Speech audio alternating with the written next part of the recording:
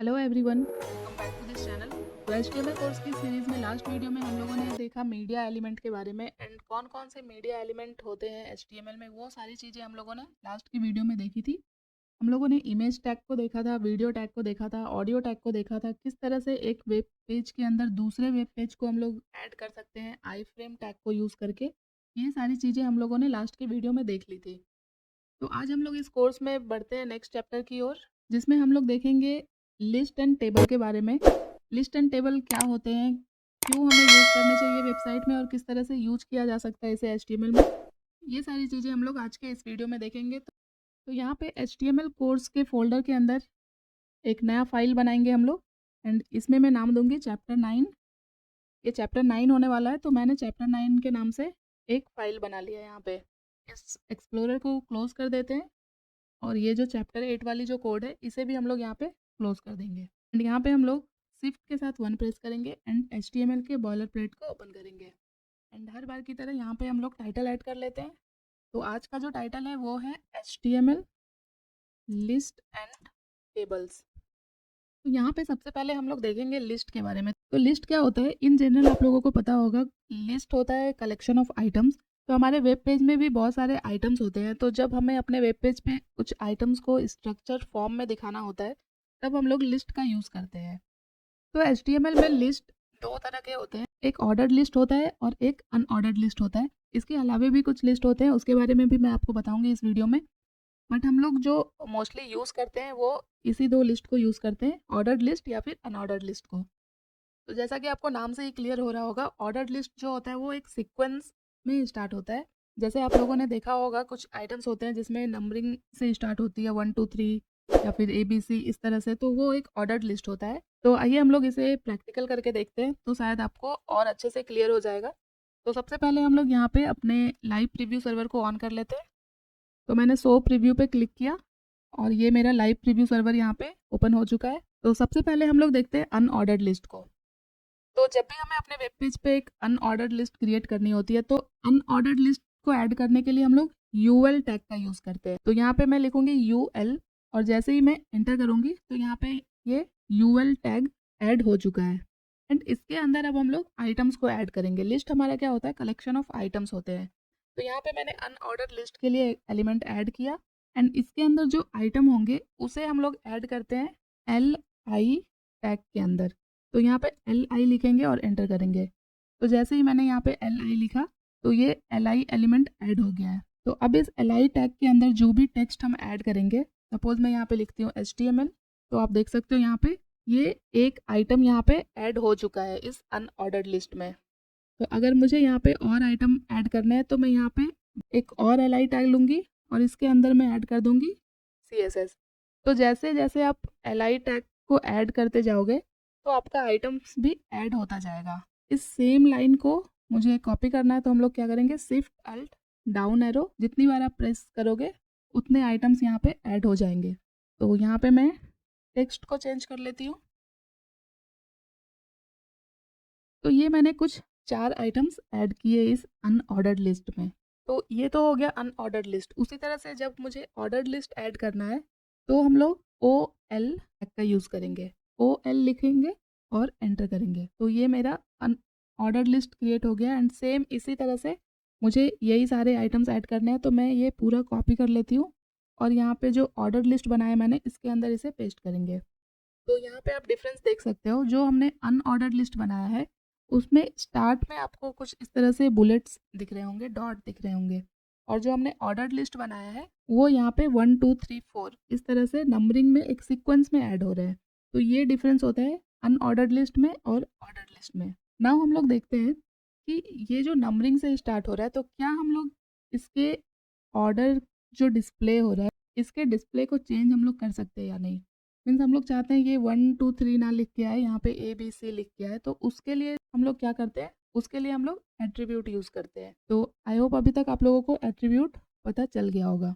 तो अगर हमें इस ऑर्डर्ड लिस्ट के टाइप को चेंज करना है तो हम लोग यहाँ पे टाइप एट्रीब्यूट यूज़ करेंगे और जैसे ही मैंने यहाँ पे टाइप एट्रीब्यूट ऐड किया तो ये यहाँ पे आप देख सकते हो इतने सारे 4 से 5 वैल्यू आपको यहाँ पे मिल जाते हैं। बाय डिफ़ॉल्ट जो होता है ऑर्डर्ड लिस्ट का टाइप वो नंबर होता है, मीन्स 1 2 3। इस तरह से। तो अगर आपको ये इस तरह से अपर लेटर ABCD इस तरह से चाहिए तो आप यहाँ पे A सेलेक्ट कर सकते हो। एंड अगर आपको स्मॉल अल्फ़ाबेटिकल ऑर्डर में चाहिए तो यहाँ पे आप स्मॉल A लिख सकते हो। एंड अगर आपको रोमन में चाहिए कैपिटल I यहाँ पे अगर आप लिखोगे तो आप यहाँ पे देख सकते हो ये यहाँ पे बड़े रोमन में आपको दिख रहा है। एंड इसी तरह से अगर आपको ये स्मॉल वाले रोमन में चाहिए तो आप यहाँ पे स्मॉल I लिखोगे तो आपका ये चेंज हो जाएगा। एंड इसी तरह से अगर आपको अनऑर्डर्ड लिस्ट में भी इसके टाइप को चेंज करना है तो हम लोग वो भी कर सकते हैं। तो उसके लिए भी हम लोग सेम टाइप एट्रीब्यूट ही यूज़ करते हैं। एंड इसमें कुछ टाइप होते हैं, जैसे कि अभी ये बाय डिफ़ॉल्ट आपको ये बुलेट दिख रहा है। यहाँ पे हम लोग इसके टाइप को चेंज कर सकते हैं। जैसे यहाँ आप डिस्क लिखोगे तो ये एक डिस्क की तरह दिखेगा हमें। अगर आप यहाँ पे स्क्वायर लिखोगे तो यहाँ पे आप देख सकते हो ये जो बुलेट था अभी ये स्क्वायर शेप में दिख रहा है। आई थिंक यहाँ पे बुलेट और डिस्क सेम ही है और बाय डिफ़ॉल्ट जो होती है वो डिस्क ही होती है। तो मैंने स्क्वायर किया तो ये स्क्वायर शेप में दिख रहा है। सेम इसी तरह से अगर हम सर्कल करेंगे तो ये देख सकते हो आप ये सर्कल में चेंज हो गया है। तो आई होप आपको अभी ये अनऑर्डर्ड लिस्ट और ऑर्डर्ड लिस्ट समझ में आ गया होगा।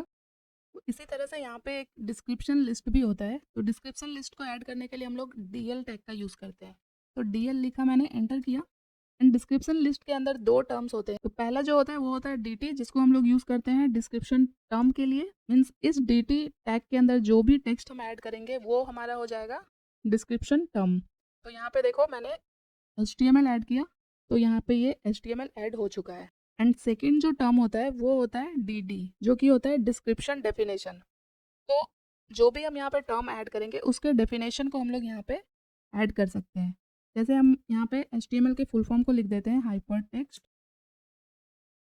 हाइपरटेक्स्ट मार्कअप लैंग्वेज लिखा मैंने। तो ये मैंने एक टर्म यहाँ पे ऐड किया और उसके डेफिनेशन को मैंने ऐड किया, तो वो कुछ इस तरह से यहाँ पे ऐड हो रहा है। तो अभी आपको यहाँ पे पूरा कोड डिस्प्ले नहीं हो रहा है, तो आप यहाँ व्यू पे क्लिक करके वर्ड रैप पे जैसे ही क्लिक करोगे आपको पूरा कोड यहाँ पे दिख जाएगा। या फिर आप इसके शॉर्टकट की को भी यूज़ कर सकते हो जो कि होता है Alt+Z। तो ये हो गया। सेम इसी तरह से अगर कुछ और भी यहाँ पे टर्म्स आपको यूज़ करने हैं तो हम लोग इस टर्म और इस डेफिनेशन दोनों टैग को एक साथ कॉपी करेंगे। तो कॉपी करने के लिए मैं क्या करूँगी, शॉर्टकट की का यूज़ करूँगी जो कि है Shift Alt डाउन एरो। तो जितनी बार आप Shift Alt down arrow press करोगे उतनी बार ये पेस्ट होता जाएगा। एंड यहाँ पे हम लोग सारे टर्म को चेंज कर लेते हैं।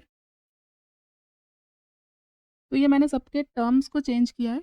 यहाँ पे डेफिनेशन को भी हम लोग चेंज कर सकते हैं, बट ये मैं बस आप लोगों को लर्निंग पर्पज से बता रही हूँ। आपके जो भी टर्म होंगे उसके अकॉर्डिंग आप लोग यहाँ पे डेफिनेशन को ऐड कर सकते हो। तो ये आप लोग खुद से कर लेना, मैंने बस आप लोगों को ये लिस्ट बताने के लिए यहाँ पे ऐड किया था। तो नॉर्मली हम लोग वेबसाइट में इस डिस्क्रिप्शन लिस्ट को बहुत कम ही यूज़ करते हैं। मोस्ट प्रोबेबली हम लोग इस अनऑर्डर्ड लिस्ट या फिर ऑर्डर्ड लिस्ट को ही यूज़ किया जाता है। तो ये तो हो गया लिस्ट। अब हम लोग आते हैं टेबल के ऊपर। तो HTML में टेबल क्यों ऐड किया जाता है, तो आप लोगों ने अभी तक देखा होगा, आप लोगों ने एक्सेल यूज़ किया होगा, वर्ड यूज़ किया होगा, तो वहाँ पे आप लोगों ने टेबल्स क्रिएट किए होंगे। तो वहाँ पे जितना सिंपल होता है एक टेबल क्रिएट करना, HTML में भी टेबल क्रिएट करना उतना ही सिंपल होता है। जैसे कि मैंने आपको स्टार्टिंग के वीडियोज़ में ही बताया था, HTML जो होता है सिर्फ कलेक्शन ऑफ टैग होता है। तो जो भी हम लोग आइटम्स ऐड करते हैं उसको टैग के थ्रू ऐड करते हैं। तो टेबल को ऐड करने के लिए क्या क्या टैग्स होते हैं वो सारी चीज़ें हम लोग देखेंगे अभी। ये जो हमने लिस्ट के लिए जो यहाँ पे हमने कोडिंग की है इसे यहाँ से मैं मिनिमाइज़ कर देती हूँ। मिनिमाइज़ करने के लिए ये आप देखो, ये जहाँ पे भी स्टार्ट हो रहा है और ये यहाँ पे आपको साइड में नंबरिंग दिख रही है और ये डाउन एरो है, अगर आप इस पर क्लिक करोगे तो ये मिनिमाइज़ हो जाता है। ठीक है, तो ये यहाँ पे मिनिमाइज़ हो गया है। तो HTML में टेबल ऐड करने के लिए हम लोग सबसे पहले तो टेबल टैग यूज़ करते हैं एंड इसके अंदर कुछ और टैग्स होते हैं। तो सबसे पहले हम लोग बात करते हैं कि टेबल क्या होती है।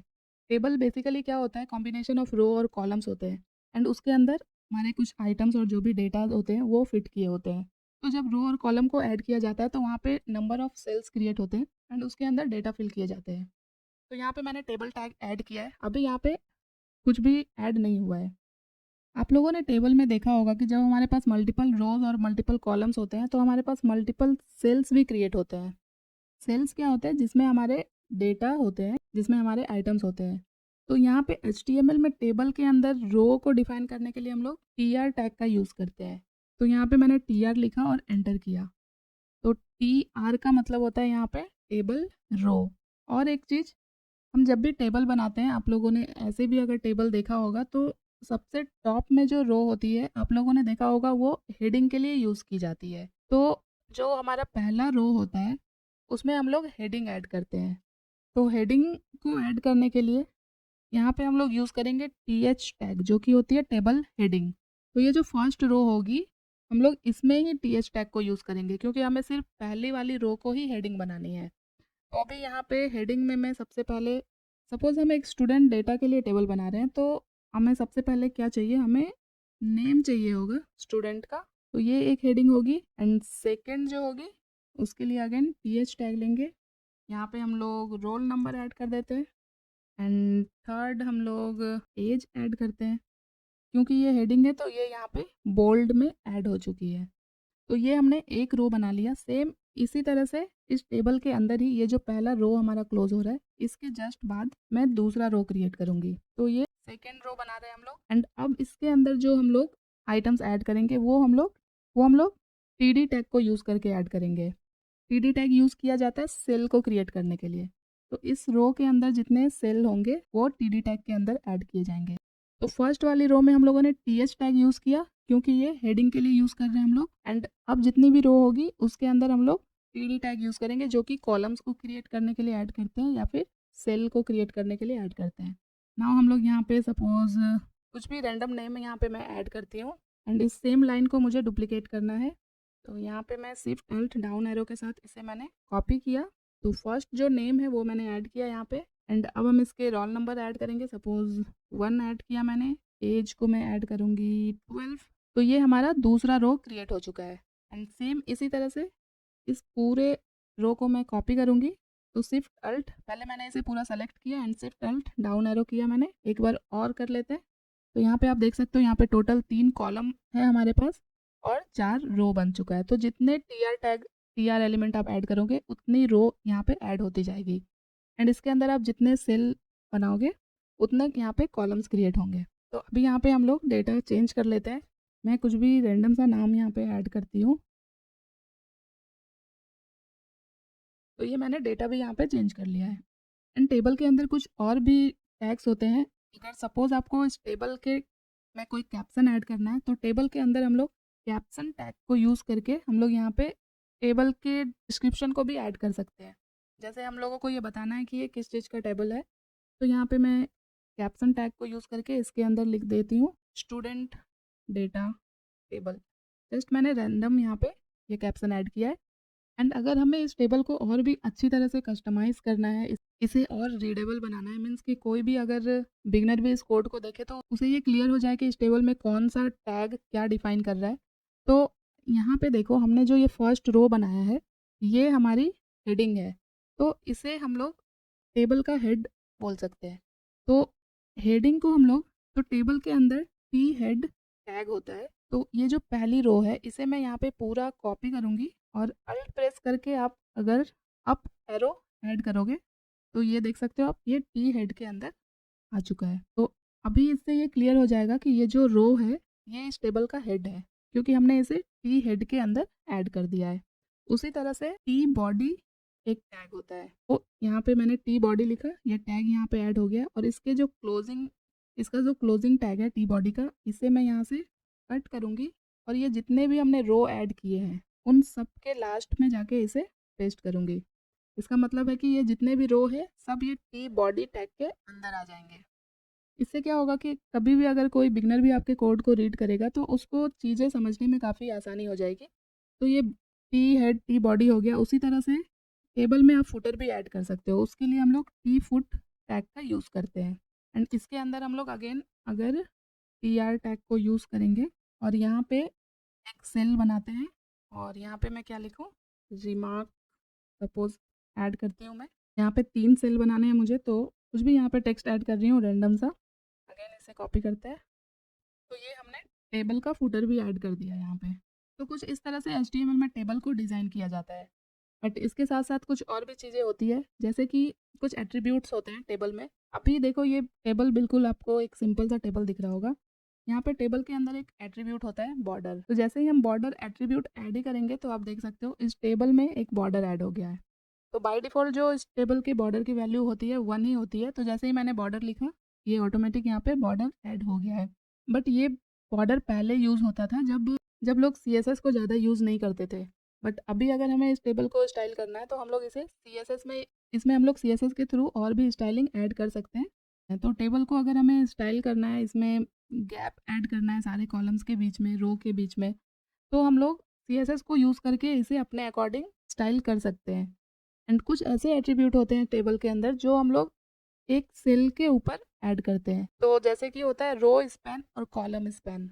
तो रो स्पैन और कॉलम स्पैन आई थिंक आप लोगों को पता होगा। जैसे एक्सेल में भी आप लोगों ने कभी कभी देखा होगा, कुछ ऐसे आइटम्स होते हैं जिसके लिए हमें 2 रो को ऑक्यूपाई करना पड़ता है या फिर 2 कॉलम्स को ऑक्यूपाई करना पड़ता है। मैं यहाँ पे बॉडी में जो हमने रो बनाया है इसके अंदर आते हैं। तो ये जो फर्स्ट सेल है जिसमें मैंने यहाँ पे नेम दिया है टॉम, तो सपोज मैं चाहती हूँ कि ये 2 रो को ऑक्यूपाई करें। तो यहाँ पे हम लोग रो स्पैन एक एट्रीब्यूट होता है, तो रो स्पैन एट्रीब्यूट ऐड करूँगी मैं, और मुझे 2 रो को स्पैन करना है। तो यहाँ पे 2 हम लोग ऐड करेंगे। तो यहाँ पे आप देख सकते हो रो हमारा क्या होता है, हॉरिजेंटल एरिया होता है। तो अभी हमारे पास टोटल कितने रो थे इनिशियली, आप अगर टॉप से काउंट करो तो अभी हमारे पास कितने रो दिख रहे हैं, 1 2 3 4 5। तो अभी 5 रो है। अगर मैं इस वाले सेल को रो स्पैन 2 दे दूँ तो ये क्या करेगा, 2 रो के एरिया को ये कवर कर लेगा। तो कभी कभी टेबल में हमें ये सारी चीज़ें करनी होती है जिसकी वजह से हम लोग रो स्पैन और कॉलम स्पैन को यूज़ करते हैं। अगर इसी तरह से मैं चाहती हूँ कि ये जो फर्स्ट वाली जो सेल है ये 2 कॉलम को ऑक्यूपाई कर लें, तो हम लोग यूज़ करेंगे कॉल स्पैन। तो अभी देखो रो हमारा उतना ही है। ये जो टॉम यहाँ पे लिखा है इसकी देखो सेकंड कॉलम का जो ये फर्स्ट स्पेस है ये इसने ऑक्यूपाई कर लिया है। अगर मैं यहाँ पे 3 कर दूँ तो ये तीनों कॉलम की जगह ले लेगा। तो ये होता है रो स्पैन, कॉलम स्पैन। तो किस तरह से HTML के थ्रू आप एक टेबल क्रिएट कर सकते हो, ये सारी चीज़ें इस वीडियो में देखा हम लोगों ने। आई होप आपको सारी चीज़ें क्लियर हो गई होगी कि टेबल में कौन कौन से टैग होते हैं, किस तरह से एक रो क्रिएट होता है और किस तरह से कॉलम क्रिएट होता है। तो आप लोग अगर खुद से इसे एक बार प्रैक्टिस करोगे तो आपको चीज़ें और भी अच्छे से क्लियर हो जाएगी। तो आप लोग इसे एक बार खुद से प्रैक्टिस ज़रूर कर लेना। एंड इस वीडियो का लिंक आपको डिस्क्रिप्शन में मिल जाएगा, वहाँ से आप लोग इस कोड को भी एक्सेस कर सकते हो एंड आप लोग गो थ्रू कर सकते हो एक बार फिर से। तो इस वीडियो को अभी यहीं रखते हैं हम लोग। तो ये वीडियो अगर आपको अच्छी लगी हो तो वीडियो को लाइक एंड शेयर कर देना, और अगर अभी तक आप लोगों ने इस प्लेलिस्ट को एक्सेस नहीं किया है तो प्लेलिस्ट को एक्सेस कर लेना and hit the bell icon so that कि जो भी नए वीडियोस मैं अपलोड करूँ उसके नोटिफिकेशन आप लोगों को मिलती रहे। और अगर अभी तक आप लोगों ने चैनल को सब्सक्राइब नहीं किया है तो प्लीज़ चैनल को सब्सक्राइब कर लेना ताकि इस तरह की और भी वीडियोज़ आप लोगों को मिलती रहे। तो मिलते हैं नेक्स्ट वीडियो में कुछ और भी इंपॉर्टेंट टॉपिक के साथ। तब तक के लिए thank you so much guys for watching this video.